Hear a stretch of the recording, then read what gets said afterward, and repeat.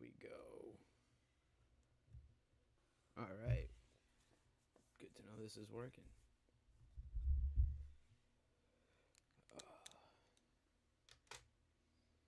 Just gonna give it some time, get some people in the chat, let it breathe.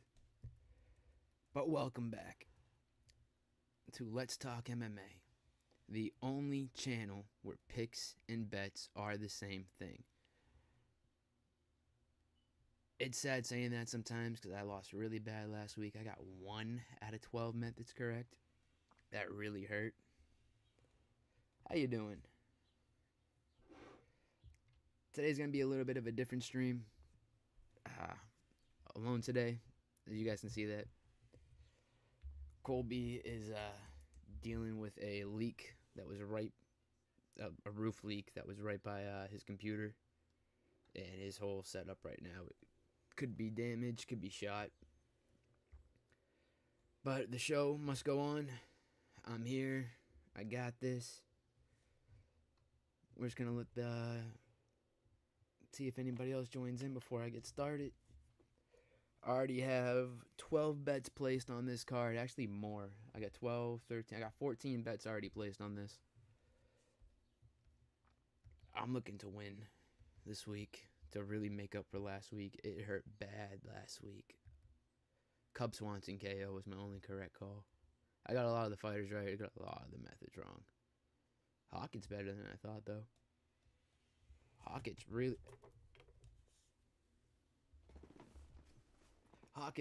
good.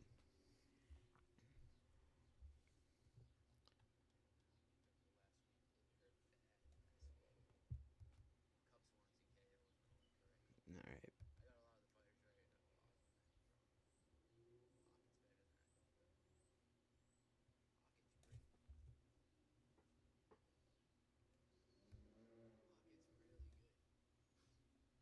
How'd you get in here?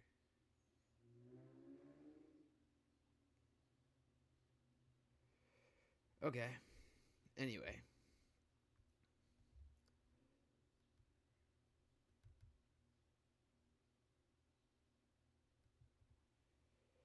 Yeah, Hawkett's really good. I really thought Blade was gonna knock him out in round 2. I'm surprised it didn't happen. I really am. Now he's gonna be fighting on the White House card and has a chance to win $2 million. Crazy. Crazy how things work.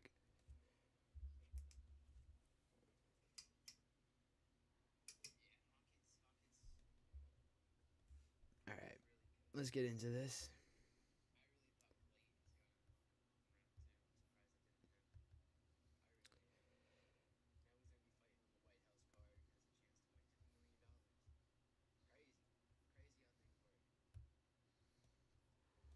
Yeah, you did tell me Hockett was gonna beat him. I should have listened. Alright. Starting the night off. We got Jamie Saraji. I think that's how you say his name, against John Yanis. Jamie Saraji is 14-3 in his career, 4-1 in his last 5, and he's making his UFC debut. This kid's not coming from the Contender Series. This kid's not coming from Tough. He's not coming from PFL. He's coming from the BFL. He's fighting cans, and he's getting lucky in some of these wins. And when he has to step up in competition, he's usually getting knocked out or losing decisions. But Sindarji's well-rounded. His last weight was 150, and now he's at 135 here, which is kind of crazy. Well-rounded, decent striking. He has hidden power, okay takedowns, good BJJ. He can rock some people, but he's been fighting cans. His last loss was to Diego Pandau, and that was some good competition for him. He accepts being on his back. He has good sweeps and scrambles. He's in your face constantly. Submission for him is live here. Because John Yanis, for the life of him, cannot defend a takedown. Poor, terrible takedown defense. He knows it's terrible. He says he's been working on it. He says it's going to be like open there for him, for people to get. But he's a southpaw. He's got nice inside leg kicks. He almost killed a man inside the friggin' octagon. He will work hard. He'll fight for your money. He's accurate with his strikes, and his last loss was his UFC debut loss was to Austin Bashi. He might not have landed one strike on Austin Bashi, but it's Austin Bashi. Dude's gonna get your back. Dude's gonna choke you out. If you don't have good takedown defense, Bashi's just gonna grapple you. Same thing could happen here. Jamie, most of his wins come by submission, if I'm not mistaken. Yeah, 7. Live in every round to get the sub. And I don't think John's been working on his takedown defense. You're going to go with Giannis? I'm back and forth here, but I think I'm going with Siraji by submission. This is the only fight I don't have a bet placed on yet. And I'm thinking Siraji by sub. You're going Giannis? You're going John?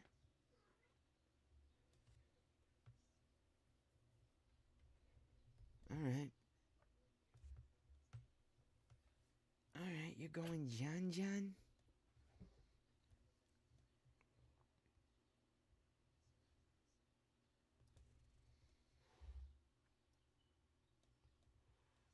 Alright. I think I think I'm going with Siraji here by submission. I think Siraji's gonna take him down. He's just gonna constantly keep taking him down. Moving on to the next fight. We got John Castaneda versus Mark Vologden. Castaneda 21-8 in his career, 2-3 in his last 5, 4-4 in the UFC. Mark Vologden 12-4-1 in his career, 4-1 in his last 5, making his UFC debut. Vologden was just in a contender series war. Like, he went to war and he lost. It was the fight of the year in 2025. Some people called it. I think that was Ebo, but that's something else. He was signed off a loss, Vologden. He's small for this weight class, but he's fast and he stays busy. He's always in your face. He's willing to take chances, but his takedown defense is terrible. Crazy volume. He's always throwing something. He's durable, he's tough, but he bleeds easily. He bleeds a little easy. John Castaneda is a D2 wrestler. He has good hands, he's fast, he moves forward, he stays busy. There's not a lot of power there. He does slow down later in the fights, but Vologden doesn't.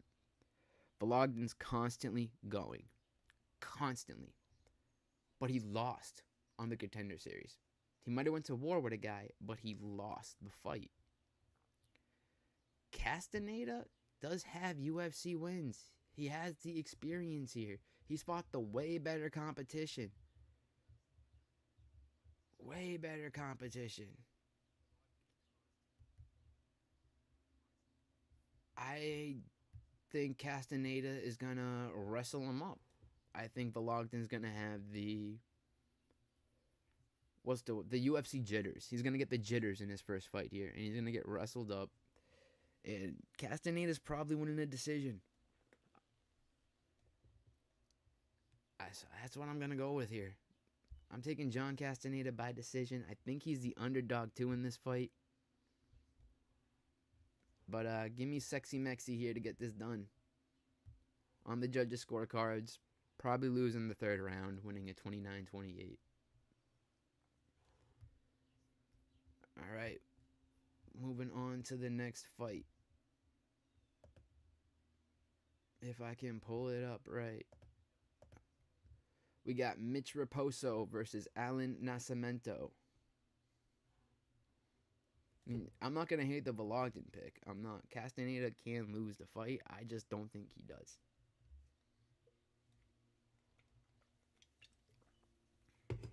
Moving up here. Mitch Raposo is 10-3 in his career. He is 3-2 in his last 5, 1-2 in the UFC. Versus Alan Nascimento, 22-6 in his career, 4-1 in his last 5, 4-1 in the UFC. Alan Nascimento, fun grappler. This dude will get into a brawl. He's willing to brawl. He has okay striking, some random power, terrible takedowns, and takedown defense.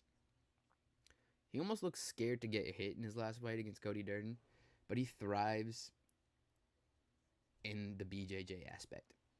When it's on the ground, he's great. Great, fun grappler. Mitch Raposo is a New England cartel man. He has good hands. He's clean. He's fast. The boxing is crisp. Chin's decent. He is suspect to being taken down. He was taken down 7 times in his last fight. He's been freezing in the moment. But if he just unloads just a little bit, I mean, he has a great jab. Like, he can get this done. And Raposo's got a wrestling background himself. Like, Alan Nascimento tries to shoot any takedowns. They're terrible. Raposo can easily sprawl out of them. I like Mitch here. I really like Mitch, and I think he could piece up Alan Nascimento and get his first UFC finish. I think I'm going to go Mitch Raposo, and I think I'm taking the KO so.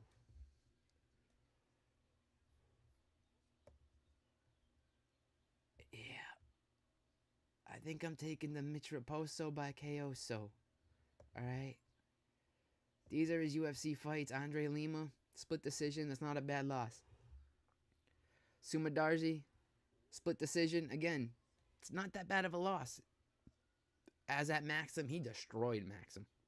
Maxim was gassed out. He couldn't, withstand the pressure. And now he's fighting Alan Nascimento. He's fought in good competition. I don't know. You're going in Alan Nascimento? I don't know. Dude, Alan's got so many sub wins. He's so good on the ground. But he can't get it there is the issue. He relies on people making mistakes. And I don't think Raposo makes a mistake. Like, if he just boxes with if Alan Nascimento just stands there and boxes with Mitch Raposo, Alan's getting knocked out. Like, he's gonna have to grapple to survive here. He has to.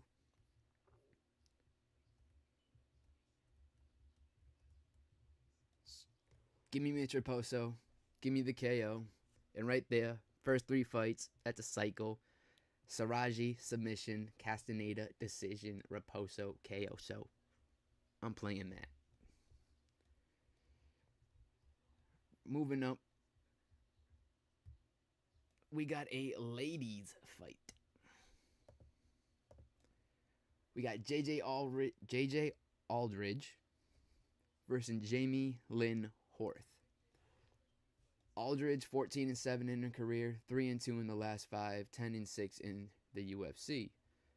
Horth 9-2 in her career, 3-2 in her last 5, 4-2 in the UFC. Aldridge coming back after a year off. She's got decent striking, good takedowns, good BJJ, but she does have some holes in her games. Her IQ range in the fight area, I'd say, is probably about like a medium, maybe, She does move forward. She's good at the basics, but she needs to mix things up a little bit more. She's got lots of experience. She's fought the better competition. But Jamie Lynn Horth is on her rise right now. She's got good power. She moves well. She's got great accuracy. She's a good kickboxer. Good takedown defense against the cage. Against the cage. If she's out in the open and you shoot a takedown, you're probably going to get her down. But she has the hometown judge advantage. This is a Canadian here. We're talking about a Canadian in a ladies fight coming off a knockout win over someone who was expected to just grapple her to death. I think the holes in JJ's game, JJ's good. I'm not going to deny it. She's good. Like, JJ, but Master Veronica Hardy, she's barely fighting. Fought once in 2024, once in 2025. Canceled bout with Karini Silva. Who pulled out of this fight? Aldridge injury, so she's coming back from an injury too. Yeah, I'm going to stick with Jamie Lynn Horth. She's on the rise, coming off a knockout win. Her confidence is going to be up. Give me Horth to win a hard-fought decision, probably 29-28. I'm with you on that one. I'm taking Horth too. I like Jamie Lynn here. 29-28's on the scorecard. She probably does lose one round. JJ is good. But give me Horth. Give me decision. The bet's already placed.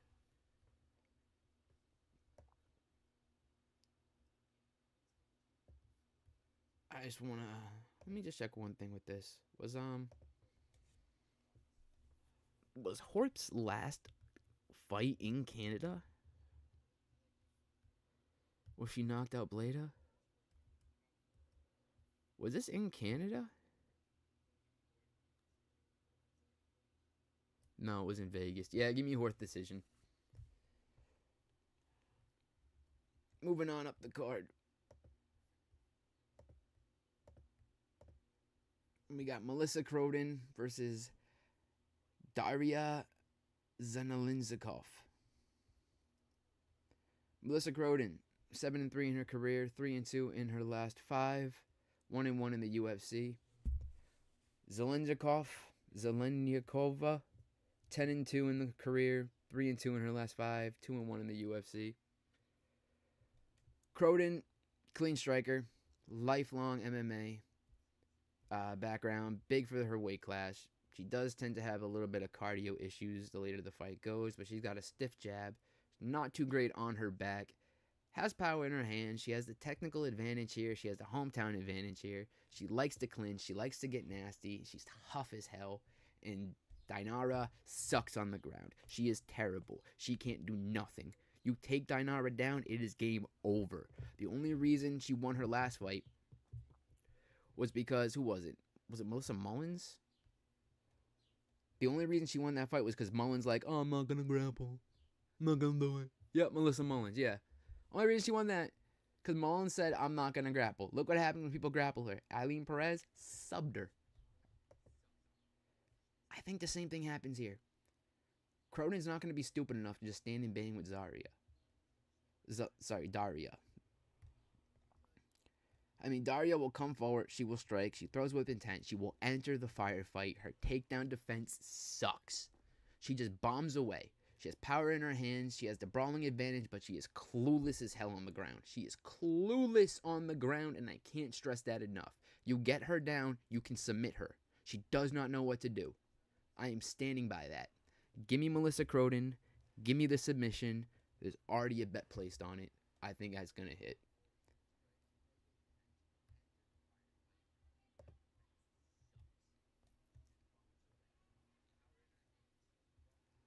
We're going to be moving on up the card.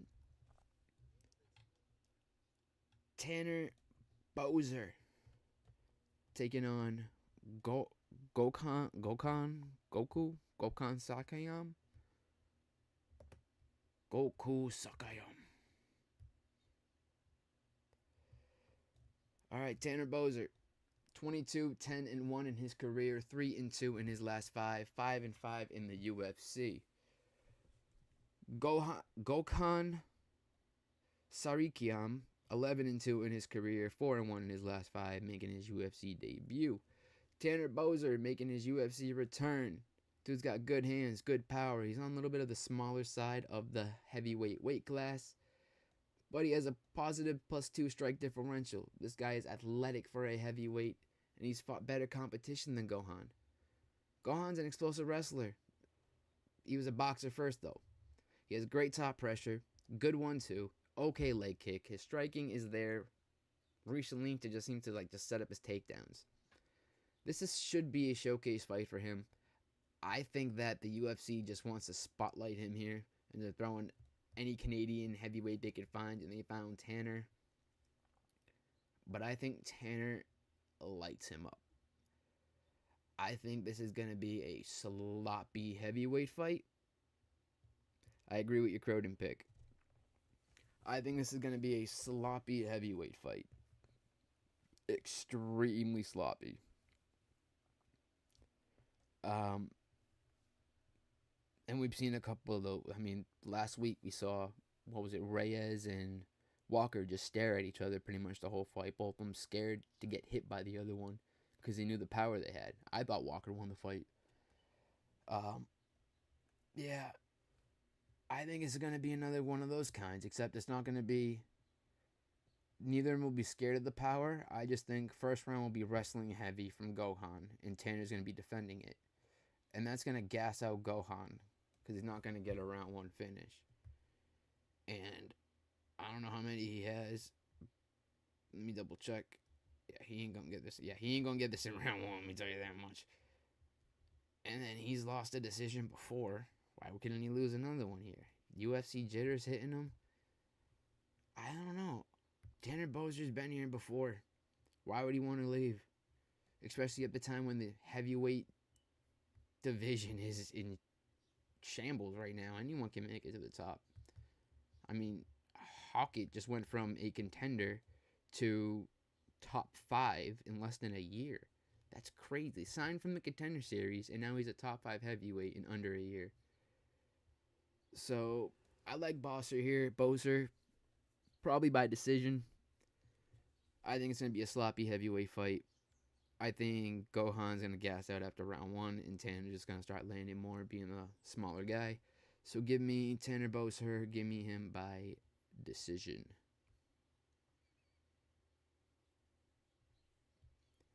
Yeah, Reyes should have lost that fight. All right, I'm gonna stand by that. Reyes definitely should have lost that fight. There's not a doubt in my mind that Dominic Reyes lost to Johnny Walker, and they got that completely wrong. I was waiting for Bruce to come back out and say, like, hey, I got that call wrong. Sorry again. I wonder what fight they're going to do that for this week. I bet it's going to be Bozer Sakiam. They're going to read out Sakiam, and he's going to celebrate, and then be like, no, sorry, Bozer won. I feel it. This is going to be the fight that Buffer gets wrong. Can we make a bet on that? Is there bets to be placed on that yet? All right. Robert Valentine versus Julian LeBlanc.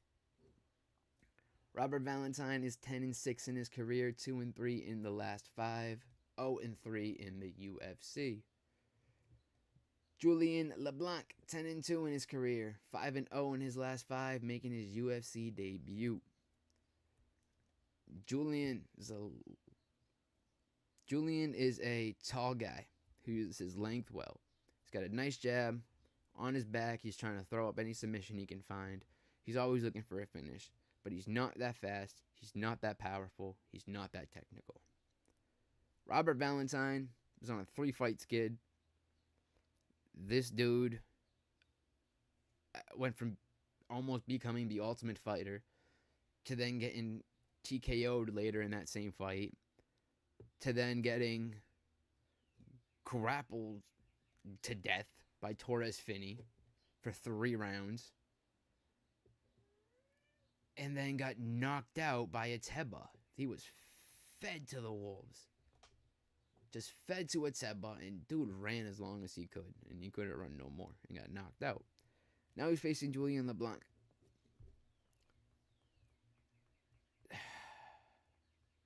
See, Valentine is willing to exchange. He's got the power in his hands, but his hands always stay low. I think he has the upside here. This is going to be a fast fight. It's the feature fight on the card. I think it's going to be a quick one. And I think Valentine gets the sub. I think this is his first UFC win. I don't think this guy... The competition Valentine's fought in those last 3 fights are probably way better than any competition. Ateba alone is better than any competition this dude's ever fought. Ateba would knock him out probably faster than he did Valentine. LeBlanc is kind of wild in there at times, but he's...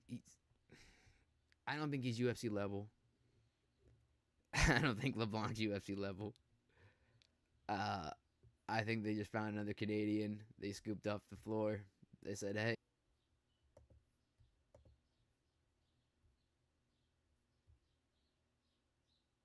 Alright, we back. I don't know what the hell just happened there.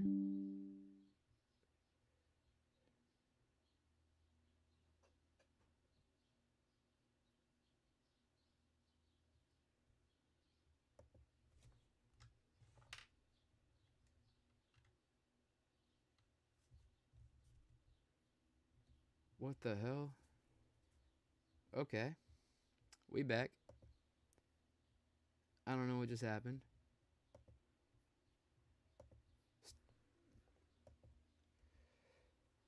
Julian LeBlanc. Yeah, I don't know. If you're losing in the LFA, I don't think you're going to win here. So give me Mike Valentine. Give me the sub. Can't hear me.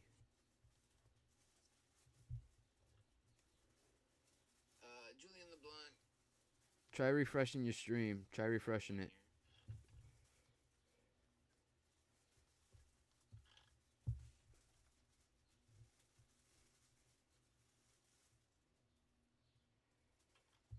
Anyone having issues with audio, try refreshing.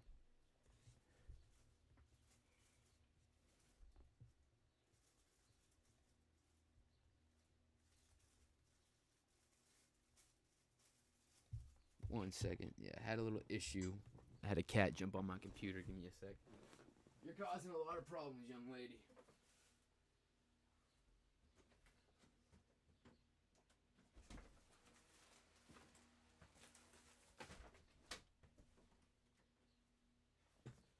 Alright. Alright. Back to this. Yeah, I like Valentine. I like the submission call here. I'd like this to be his first UFC win.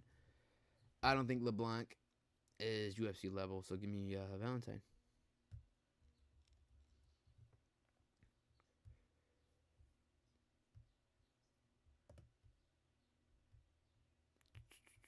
If I can pull this up, I will get to the next one. Son of a bitch.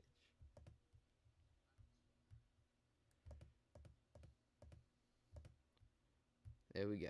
All right, we got Dennis Bazooka taking on Mauricio Barbosa. Dennis Bazooka, 12-5 in his career, 2-3 in his last 5, 1-3 in the UFC. Mauricio Barbosa, 17-2 in his career, 4-1 in his last 5, making his UFC debut. Bazooka, this dude comes forward. He has power. He stays busy on his feet. He will shoot takedowns. He will enter the firefight. Has a wrestling background. He was put away by Emmers. He was dropped by Marshall. His chin's not the greatest. It's just not really there. Mauricio Barbosa. And that is good to know. That is good to know, brother. That is great to know, actually, because that was a close call.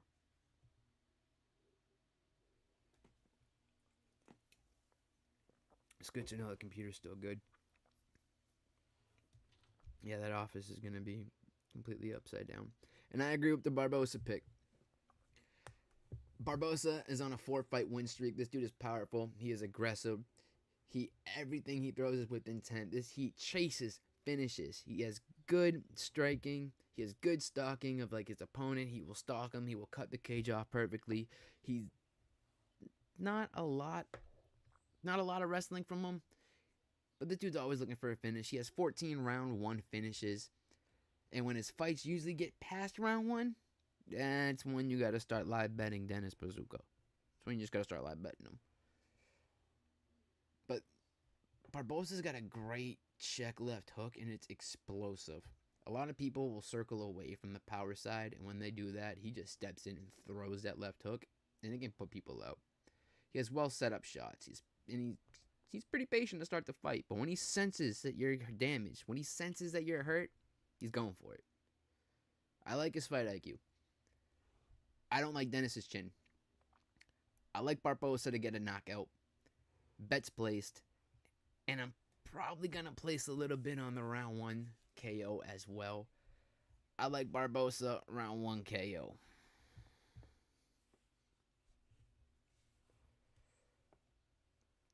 Everyone taking Barbosa. That's the good call there. It makes me feel better about myself.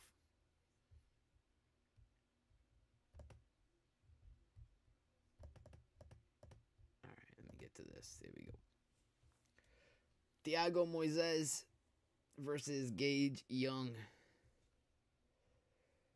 Thiago Moises, 19-9 in his career, 2-3 in his last 5, 8-7 in the UFC. Gage Young, 10-3 in his career, 3-5 in his last 5, 1-1 in the UFC. Gage Young, well-rounded, good technical striker, okay wrestling, good range management. Dude gets cut kind of easily. A couple of jabs and the dude's busted open. He likes to enter the firefight. He has good takedown defense. He's aggressive as hell. Great forward pressure. Nice stance swishes. Poor defense. His striking differential, if I can remember off the top of my head, isn't the greatest. It's not. I think it's negative. But he's fast on his feet. Moises is a slick grappler. He stays calm. He has good position control. For him, his position before submission, he will reset as much as he needs to. He ain't gonna work himself to death or burn his arms out looking for a sub. He has good striking, but his chin's terrible. This dude is getting dropped or knocked out in almost every fight. He throws some good low kicks. He's gone in a lot of wars. His last fight, he was knocked out by Jared Gordon. But he does have this win-loss record as of late. And the last time he was knocked out, he came back and got a win. I think it was a knockout win. But I don't like Gage Young. I'm not high on Gage Young. I never thought Gage Young was UFC level. I don't think he's good. He lost his Contender Series fight. I don't like him at all. I really don't. I don't get Gage Young. I've also called all of his fights wrong. I bet on him on the Contender Series, and he lost. I think I bet on him when he fought. Was it on Evan Elder? When he fought Evan Elder, yeah. I bet on Evan Elder. No, I bet on Gage against Evan Elder, and I lost. I'm like, all right, Gage sucks. I'm done betting on him. So I bet on Machete, and Gage beats him. All right, so I've never called the Gage Young fight right. But I don't like Gage Young. I thought there was something there. There's obviously not, and I'm not going to get burnt by him again. I'm taking Thiago Moises. I'm taking the submission because Gage wants to wrestle. Dude wants to enter whatever fight the fighter, his opponent wants to be in and tries to show him up at it. Go ahead, grapple with Moises. Please grapple with Moises. He's going to sub you. He's going to sub you. So do it. Give his chin a break. Just grapple with him, Gage. Play into his games like you do at every fight you're in. And just give Moises the sub. Bets placed. I like Thiago Moises.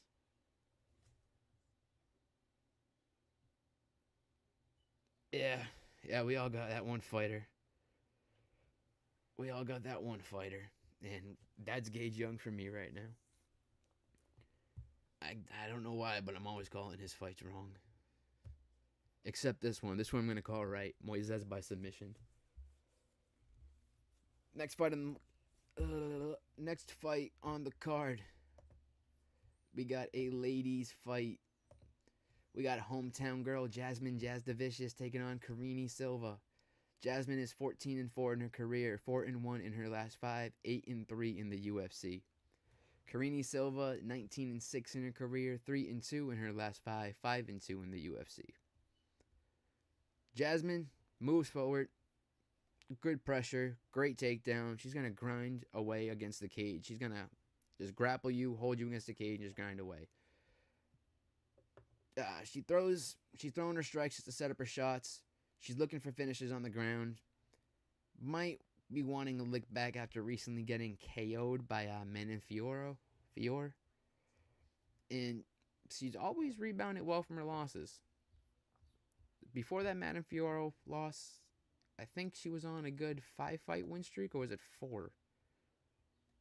1, 2, 3, 4. No, it was a 5-fight win streak she was on before that loss. And I like Jasmine. On the other side, Karine Silva has 17 stoppages in her career. 19 wins, 17 of those come by stoppages. She has a nice tight guard, great. She rips punches great to the body. She was taken down 3 times in her fight against Diani, where I thought she lost that fight. I could be biased. I bet against her, but I thought she lost that fight. She's comfortable fighting off her back. She's good in scrambles.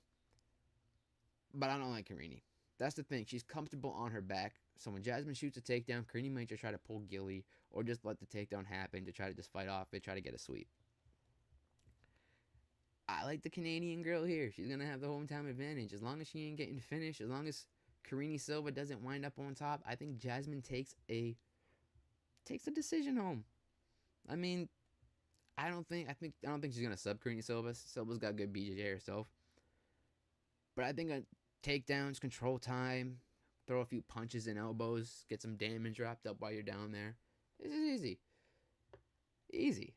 So give me Jasmine Jasdavicius. Give me the decision. I'm just worried that she's gonna want that lick back and she's gonna try to just find a finish. I don't think it's gonna happen though. Karini, huh? We got someone going Jazzy decision or sub. We got Colby on Karini.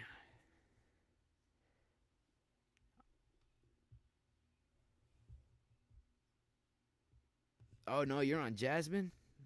Karini is a dog. Okay. Yeah, no, I don't know. I think no man. I think Jasmine wins the decision here. She might always show up in Canada, but I think Karini's good on the ground. I think Karini's good on BJJ. She likes to fight off her back a lot. So I think a decision's live here. Going to Malan Mendel Nalo. Okay, I hope not. I hope Colby not on Karini. I hope he not on Karini. All right, Mendel Nalo, 14-3 in his career, 5-0 in his last five, making his UFC debut, going against Jai Herbert, who is 13-6-1 in his career, 2-1 in his last five, 3-5-1 in the UFC. Yeah, that's kind of shocking. He's still here. He might not be after his fight against Charles, but we'll see. Uh, Nalo, solid counter striker, good leg kicks. Dude will just chew through legs. He has a good IQ, slick BJJ, 100% finish rate, KO, and subs in both wins and losses. This man promises to never see a decision, it seems like. He has okay takedown defense. He got good get ups. He doesn't wait, doesn't hesitate. He creates scrambles. This guy is wild. He will take chances. He keeps the high pressure. It's crazy. Jai Herbert, his greatest come to fame is getting a knockdown over Ilya. That's his best highlight. Herbert's feet's never planted. He's a good striker, but he's low volume. Ever since he got knocked out by Ilya, this dude has not fought the same. And it's weird, sometimes you can get the Ilya blessing, where you just come out better than ever, and other times you're just like, I'm not going to be that guy anymore. He's got a loss to decision by Padilla. I mean, Taco's Taco. Taco's a great man. You went to decision with him. Maybe Taco felt something, didn't want to fully engage. I don't know. He's negative striking differential, doesn't throw enough though. He has poor pressure. He responds poor to the pressure. Herbert, I don't know. He's more technical. He's the more experienced wrestler in the fight. But Nalo just creates so much chaos. Just so much. He will throw everything. He does whatever he can. He knows where it's going. I'm going to go Nalo. And I'm going to go KO. I think Nalo catches him. I don't know why I'm thinking round two, but I think Mandel Nalo gets a KO over Jai Herbert round two. Because Herbert's just not going to do anything. He's just not going to do anything, I feel like. Again, his greatest come to fame is the knockdown, the head kick knockdown over Ilya. And then getting knocked out in that same fight.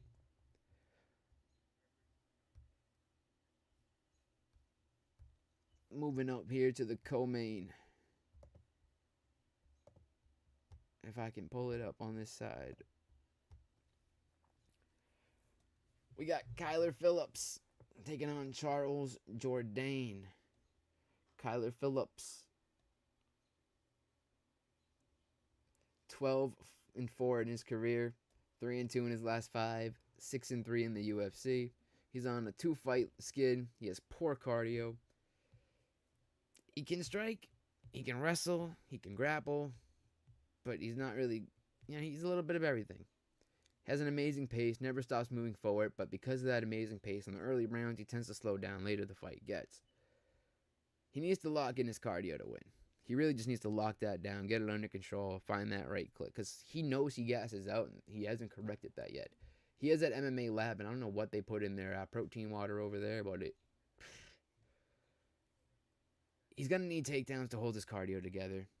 He's a wrestler at his core, but desperate wrestling will not be good in this fight because Charles Jourdain is 17-8-1 in his career, 3-2 in his last 5, 8-7-1 in the UFC, and he's on a 2-fight Gilly win streak. He is subbing people who decide to shoot a takedown on him. You shoot poorly on Charles Jourdain, you are getting subbed up. He will grab your neck. I don't know what it is. Ever since he cut down to 135, this man's on a spree. He felt the power of Jean Silva. He's like, not no more. Not no more. All right. He subbed up Victor Henry, which, not going to lie, that's a good submission. Victor Henry is very defensively sound. And the fact that he subbed him up, it's great. Davey Grant, another person. This dude will test your wrestling. This will test your grappling. Davey's got some submission wins of his own. Davey got front chokes of his own. Charles subbed him. I think the same thing happens here. I think Kyler Phillips gets tired. He really is. Jourdain is looking fantastic at this weight class. And I had to double check. Because this was 145, I would have been all over the other guy. I would have been betting against Jourdain. But 135, he's a different animal. Different animal completely. I like the Jourdain by submission, rounds 2 or 3. I think Phillips will have a strong round 1. He's usually good for a round 1. But he's going to slow down.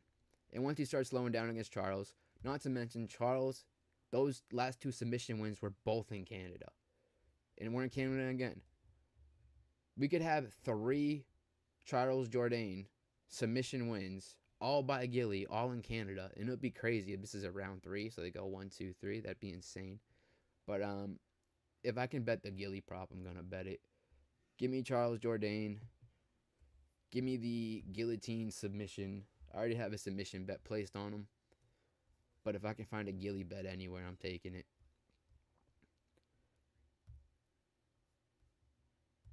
Moving up to the main event of the evening.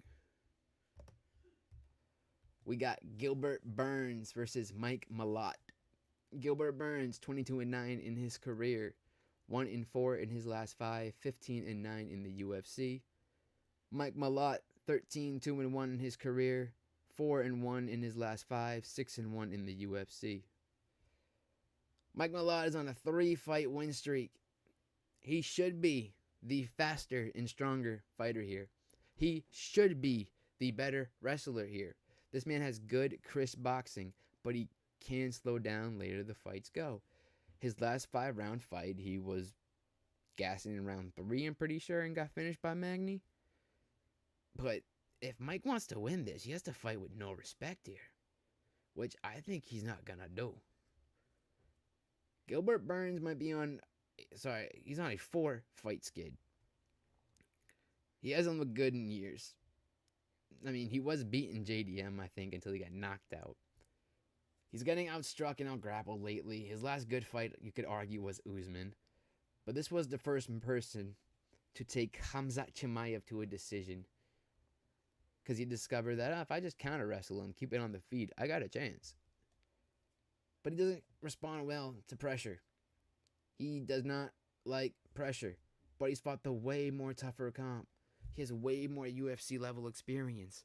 Now, if I give you, we're just going to run through this real quick, because I feel like I'm going to be judged for what I'm about to say. We're going to give you this. Kevin Holland, Mike Malott. You run this back, I think Holland beats him. Chuck Buffalo, Mike Malott. You run this back, I think Rocky beats him. Trevin Giles. All right, no, you couldn't knock out Trevin Giles. You couldn't knock out Trevin Giles? And you got knocked out by Magny. I mean, Magny does that to everybody around 3. But you got knocked out by Magny in a 5-round fight. Oh, it wasn't a 5-round fight. Why did I think it was 5 rounds? Who hit Magny? All right, never mind. You got knocked out by Magny in a 3-round fight. To me, that's even worse. With 15 seconds left. Was that 15 seconds left? Yeah, 15 seconds left. 15 seconds left. All right, hold on. Don't be face palming yet. Don't be face palming yet. Don't say mallet round 1. All right. Let me show you something on this side, guys. Let me just show you something.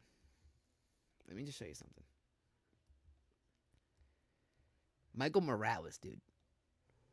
It's Michael Morales. That dude's knocking out everybody. Islam won't even fight him. Papi Chuano. Sean Brady. Sean Brady is an amazing wrestler. This is my favorite. Sean Brady is an amazing wrestler. All right. He is an amazing UFC fighter. His grappling is great.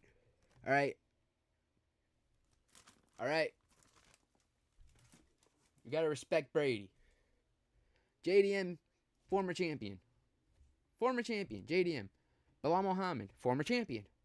Former champion Bilal Muhammad. You're telling me Mike Malott is in the same level as these guys? I don't think so. I don't think so. I don't think so. I don't think so. I don't think Mike Malott is in the same classification as Brady, JDM, Bilal, and Michael Morales. I don't think so. Not to mention, we just saw Renato Moicano a couple weeks ago come out and sub Chris Duncan. A lot of us, I was on Duncan. A lot of us were on Duncan. Pretty sure Burns and Moicano are pretty close. Pretty sure they both want to get back on the wins, and maybe Moicano's helping him out a bit. I know they're both friends with Maddie. Maybe they have a friendly bet with each other. Who can submit their opponent faster? You know, who knows? Who knows? I don't. I'm guessing. But you can't tell me Burns don't have a chance when he opened up at like a plus 450 and now he's down to like a plus 250, plus 200 in some books. I like Gilbert Burns. I like the submission. Give me Burns by sub. I gotta take it. I have to take it. I'm not gonna ride or die on it. I do have a bet on it. But like, it's not gonna be kill or be killed by this. I'll be kill or be killed with Jourdain by sub. Like, I'll put the house on that if I have to. Because that's what I'll live or die by. Hell, that is a lock prop of the week for me, is Jourdain to win by submission. Gilly, if you could find it. But Burns by sub, that's a nice flyer. And I think he gets it done. The old guys are ahead this year. The old heads have been coming in hard and strong. I think Burns does it. Burns might have a lot of miles. He might have too many. But I think he's better here. I think he is better here.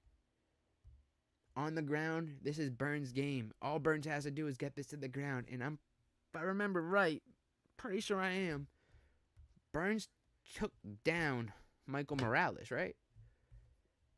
Sean Brady couldn't even do that, man. And I was begging for a takedown. I'm just double checking this. It is on season, I'm telling you. If he took Michael Morales down, dude, he's taking down Mike Malott.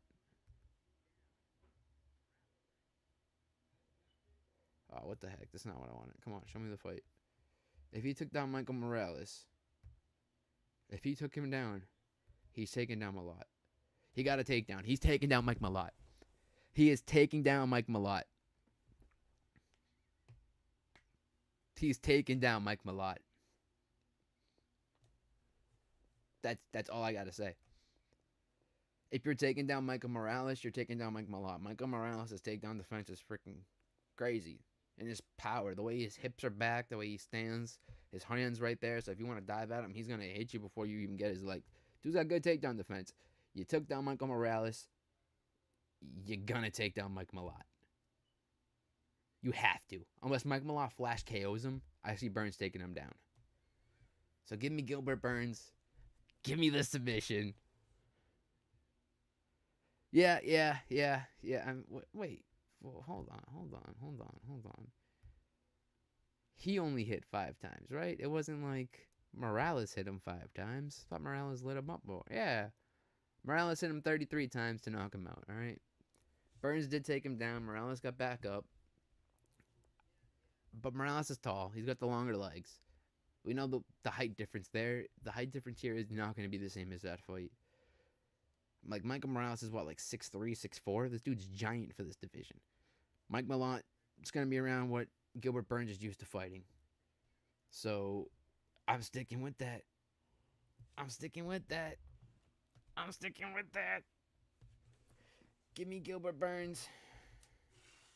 Give me by sub. And I know it's been a little bit of a weird layout this week. Well, this show. I don't have all the technology that Colby has. I'm still figuring all this out little by little. He's the mastermind behind it all. So whenever this has to happen, it's going to be a little buggy for me. So these next few streams from us might be a little wonky as we get things back up with his office going and things. But yeah. Thanks for tuning in, everybody. Thanks for watching. If you're still here, like, comment, subscribe. If you're on the rewatch, leave your comments, leave your picks. We'd love to see them, love to know them. Maybe I'll pick a favorite bet, place it, and if it hits, split it with somebody. We'll figure it out. Yeah. But like, comment, subscribe. Tell your mother to tell her friends to come on over. And we'll see you guys Friday for picks, and we'll talk more bets then. Peace.